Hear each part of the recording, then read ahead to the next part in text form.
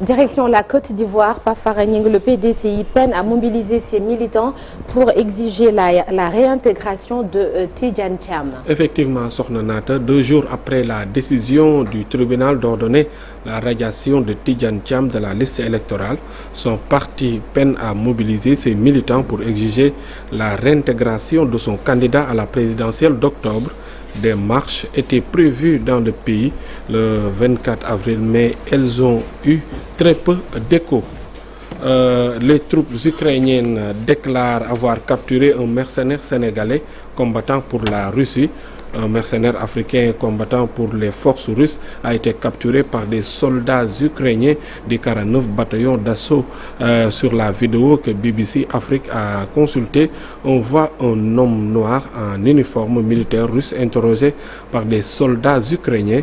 L'homme est visiblement fatigué et à court de force.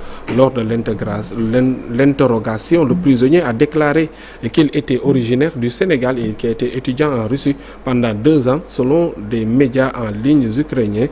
L'homme détenu par les troupes ukrainiennes a admis qu'avant sa capture, il craignait donc que les soldats ukrainiens ne lui tirent dessus. Aucune pièce d'identité pouvant établir formellement la nationalité n'a été trouvée sur l'individu capturé. Restons en Ukraine. La Russie a lancé dans la nuit de mercredi à jeudi une attaque massive de drones à Dnipro, dans l'est de l'Ukraine.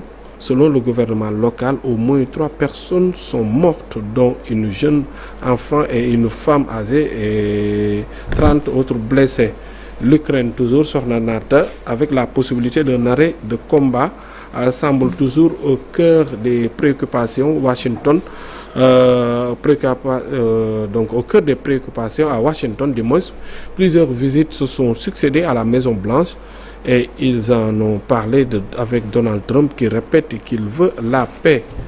Restons aux États-Unis avec le président américain qui a évoqué la possibilité d'un accord commercial équitable avec la Chine sans que les négociations aient toutefois réellement commencé. D'après un ministre de premier plan, le président américain ne souhaite pas non plus démettre de ses fonctions Jerome Powell, le patron de la FED, la Réserve fédérale américaine.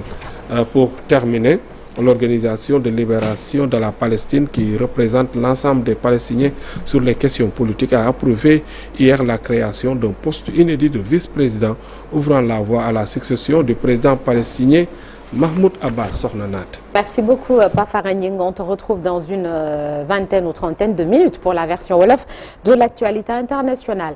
Alors, Souleymane Niang sera là dans la seconde partie de l'émission pour la chronique économique, comme tous les vendredis. Plan de relance économique, quelle marge de manœuvre et quelles pistes. On va également parler des conséquences de la fermeture